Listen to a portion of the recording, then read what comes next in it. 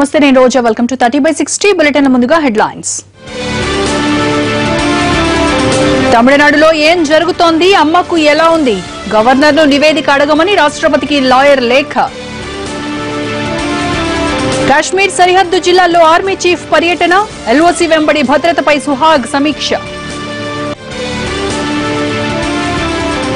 కొండ జూటూరులో అనధికార 144 section nano chemical ఫ్యాక్టరీకి వ్యతిరేకంగా రగిలిపోతున్న గ్రామం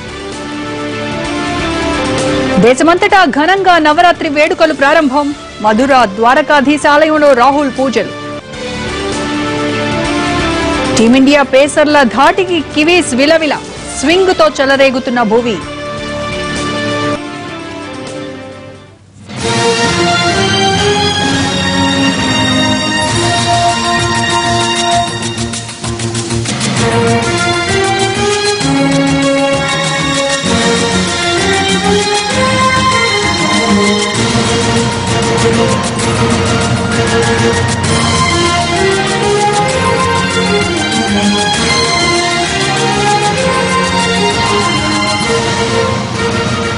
జయలలిత ఆరోగ్య పరిస్థితిపై అన్నాడీఎంకే శ్రేణుల్లో ఉత్కంఠ పెరుగుతోంది సోషల్ మీడియాలో జరుగుతున్న ప్రచారంతో మరింత గందరగోళం నెలకొంది పుకార్లు ప్రచారం చేస్తున్న 10 మందిని తమిళనాడు పోలీసులు అదుపులోకి తీసుకున్నారు వీరిలో ఓ ఎన్ఆర్ఐ కూడా ఉన్నారు మరోవైపు జయ ఆరోగ్యంపై తమిళనాడు ప్రభుత్వం గోప్యత పాటిస్తోందంటూ రాష్ట్రపతికి ఫిర్యాదు అందింది సుప్రీంకోర్టు న్యాయవాది రీగన్ ఎస్ బెల్ రాష్ట్రపతి ప్రణబ్ ముఖర్జీకి లేఖ రాశారు ఆర్టికల్ 356 ప్రయోగించి జయ ఆరోగ్యానికి సంబంధించిన విషయాలను తమిళనాడు ప్రజల ముందుంచాలని లేఖలో విజ్ఞప్తి చేశారు అపోలో ఆసుపత్రిలో ఏం జరుగుతోందో అటు రాష్ట్ర గవర్నర్ కి గానీ ఇటు కేబినెట్ కు గానీ తెలియడం లేదంటూ ఆరోపించారు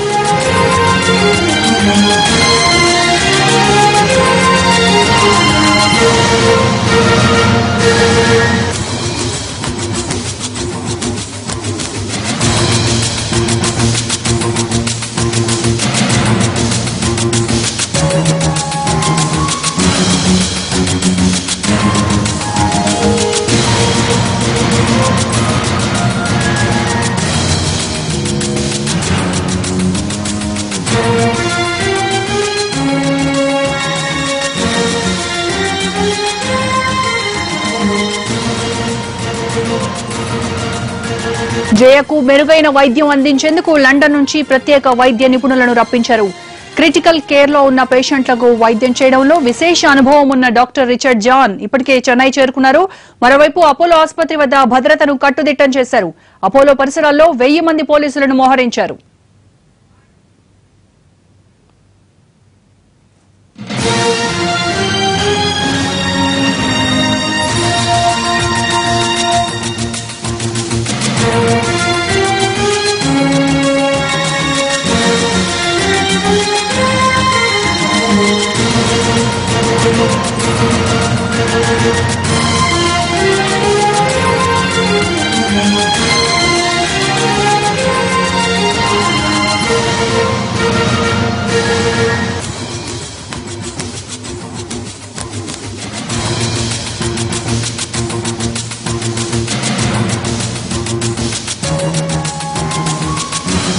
జయలలిత సెప్టెంబర్ 22న జ్వరం డీహైడ్రేషన్ తో ఆసుపత్రిలో చేరారు అప్పటి నుంచి ఆమె ఆరోగ్య పరిస్థితిపై అనుమానం నెలకొంది అమ్మ కోలుకుంటున్నారని ఆసుపత్రి వైద్యులు ప్రకటించారు 2 రోజుల క్రితం వైద్యులు హెల్త్ బులెటిన్ రిలీజ్ చేశారు అయితే ఆ తర్వాత వైద్యుల నుంచి ఎలాంటి ప్రకటన వెలువడలేదు దీంతో పార్టీ కార్యకర్తలు అమ్మ అభిమానుల్లో ఆందోళన నెలకొంది నిజానికి ముఖ్యమంత్రిగా ప్రమాణ స్వీకారం చేశాక ఆమె పెద్దగా ప్రజల్లోకి రాలేదు ఆ తర్వాత 1-2 సార్లు కనిపించినా సరిగ్గా నడవలేని స్థితిలో కనిపించారు దీనికి తోడు జయ చికిత్స కోసం విదేశాలకు వెళ్తారని సుబ్రహ్మణ్య స్వామి ప్రకటించడం కలకలం రేపింది అప్పట్లో అన్నాడీఎంకే శ్రేణులు దీన్ని ఖండించాయి కానీ ఆ తర్వాత జయ పెద్దగా జనంలోకి రాలేదు ఈ నెల 22న మెట్రో రైల్ కార్యక్రమంలో వీడియో కాన్ఫరెన్స్ ద్వారా పాల్గొన్నారు అదే రోజు ఆమెను హాస్పిటల్లో చేర్చారు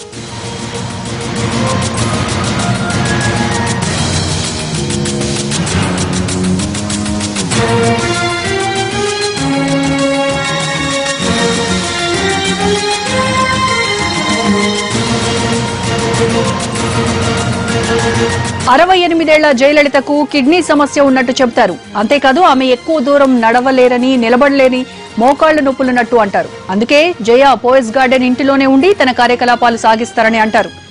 ఇంటిలో విశ్రాంతి తీసుకుంటూనే బాధ్యతలు నిర్వర్తించే జయ అసెంబ్లీకి రావడం, ప్రతిపక్షాలను ఎదుర్కోవడం, వివిధ కార్యక్రమాల్లో పాల్గొనడం వగైరా ఆమె ఆరోగ్యాన్ని తీవ్రంగా ఇబ్బంది పెట్టాయని చెబుతున్నారు. జయ ఊపిరితిత్తులకు ఇన్ఫెక్షన్ సోకడంతో శ్వాస తీసుకోవడం కష్టంగా ఉందని, దీంతో ఆమెను వెంటిలేటర్ మీద ఉంచారని, తర్వాత కాస్త కోలుకోవడంతో వెంటిలేటర్ తీసేశారని అన్నాడీఎంకే ముఖ్య నాయకుడు అన్నట్టు వార్తలొచ్చాయి. ఇవన్నీ వార్తలు మాత్రమే. ఇటు ఆసుపత్రి వాళ్లు కానీ, అటు ఆమె బంధుమిత్రులు, ఇతర అభిమాన గణాలు కానీ జయ ఆరోగ్య పరిస్థితి ఇది అని తేల్చి చెప్పలేకపోతున్నారు.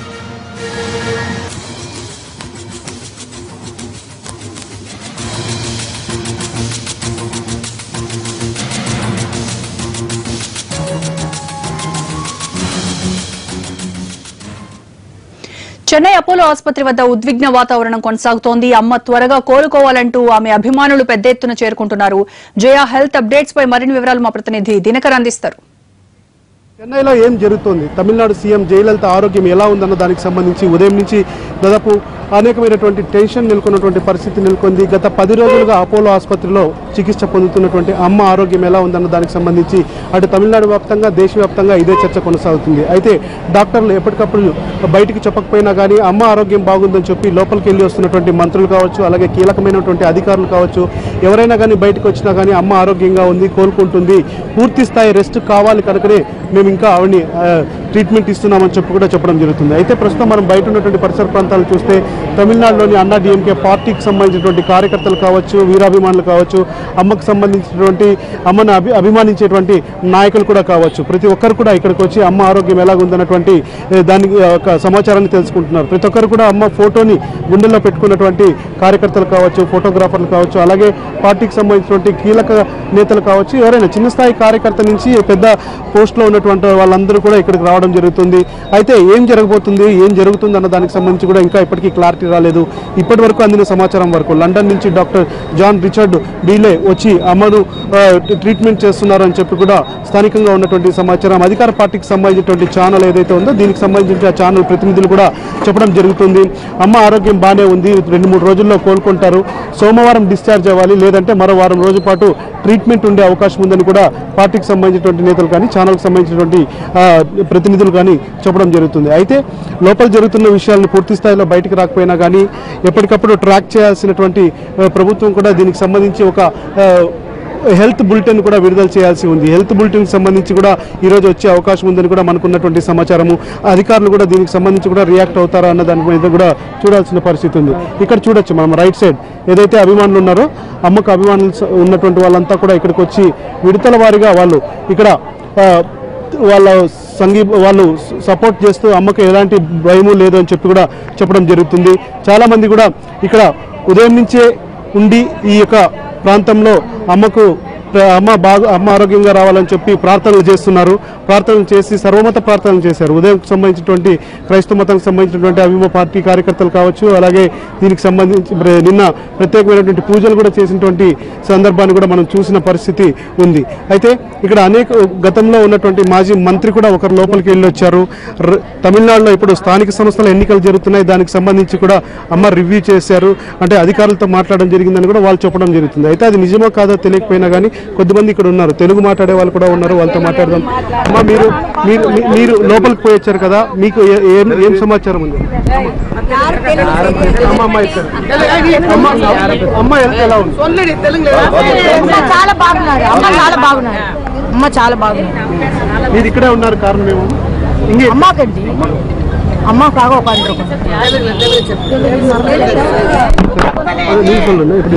అమ్మకు ఒళ్ళు బాగుంది. మీరు ఇంకా ఇక్కడే ఉంటారా? ఇంకా ఎందుకు ఇంత అభిమానం? అమ్మ కాగా, మమ్మీ కాగా ఏది చేసినా కానీ అమ్మ కోసమే తాము ఇక్కడే ఉంటామని కూడా చెప్తున్నారు. అయితే మనకి ఇప్పటివరకు అందిన సమాచారం వరకు కేంద్ర ప్రభుత్వం నుంచి కూడా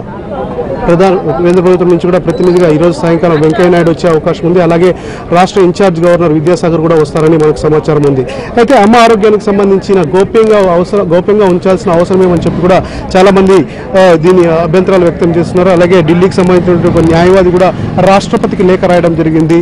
ఏం జరుగుతోంది తమిళనాడులో, 356 ఆర్టికల్ను ఉపయోగించి తమిళనాడులో ఏం జరుగుతుందన్న దానికి సంబంధించి కూడా బయటికి ప్రజలకు తెలియజేయాలని చెప్పి కూడా డిమాండ్ చేస్తూ, అలాగే దీంట్లో రాష్ట్రపతి జోక్యం చేసుకొని ప్రజలకు ఒక స్పష్టమైన సందేశం ఇవ్వాలని కూడా చెప్తున్నారు. ఇక అమ్మ ఆరోగ్యానికి సంబంధించి రాష్ట్ర వ్యాప్తంగా కానీ అలాగే దేశవ్యాప్తంగా వస్తున్నటువంటి పుకార్లను ఎవరు నమ్మొద్దని తమిళనాడు పోలీసులు ఒక స్పష్టమైనటువంటి సంకేతాలు ఇస్తున్నారు. ఏదైనా కానీ పుకార్లను మించి దాన్ని ప్రచారం చేస్తే వారిపైన యాక్షన్ తీసుకుంటామని కూడా చెప్పడం జరుగుతుంది.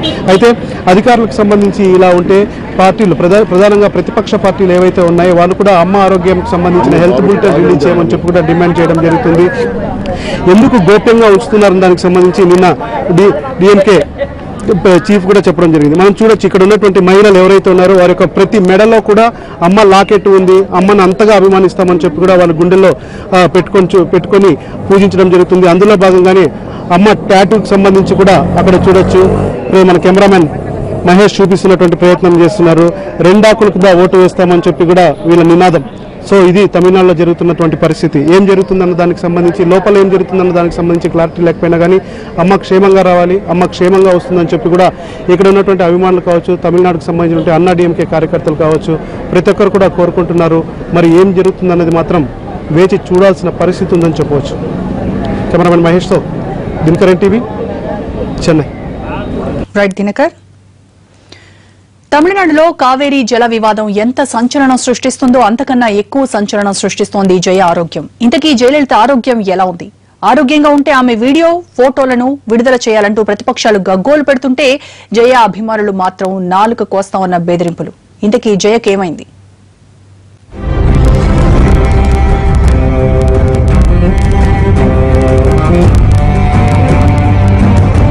ఫ్రాన్స్ లో ఉన్న తమిళాచి అనే మహిళ జయలలిత అనారోగ్యం మీద ఫేస్బుక్ పోస్టింగ్ చేశారు.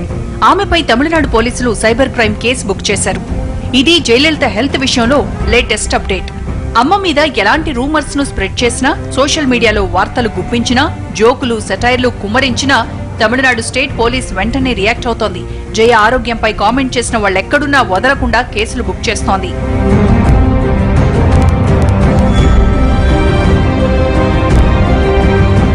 ఇంతకీ జయలలితకేమైంది? ఆరోగ్యం ఎలా ఉంది? వారం 10 రోజులుగా అపోలో ఆసుపత్రిలో ఎందుకుంది అంటే అపోలో వర్గాల నుంచి మాత్రం ఆమె ఆరోగ్యం కుదురుగానే ఉంది, విశ్రాంతి కోసమే ఆసుపత్రిలో ఉంచామని, అంతకన్నా మరేం లేదని అంటున్నారు.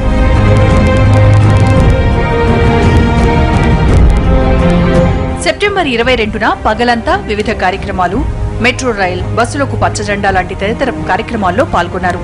ఇంతలో ఏమైందో ఏమో ఆసుపత్రిలో జాయిన్ చేశారు. దీంతో తమిళనాట ఒక్కసారిగా జయ ఆరోగ్యం మీద లేనిపోని ఊహాగానాలు, అపోహలు.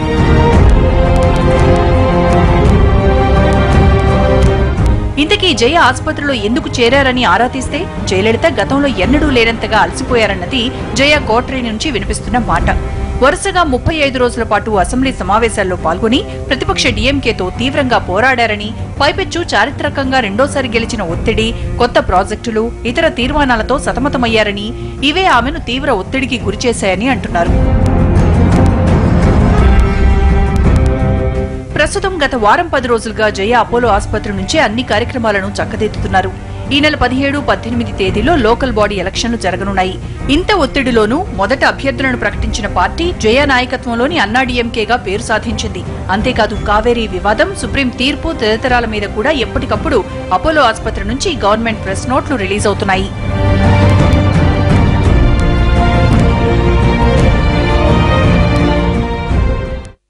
బులెటిన్లో షార్ట్ బ్రేక్ తీసుకుందాం. Stay tuned.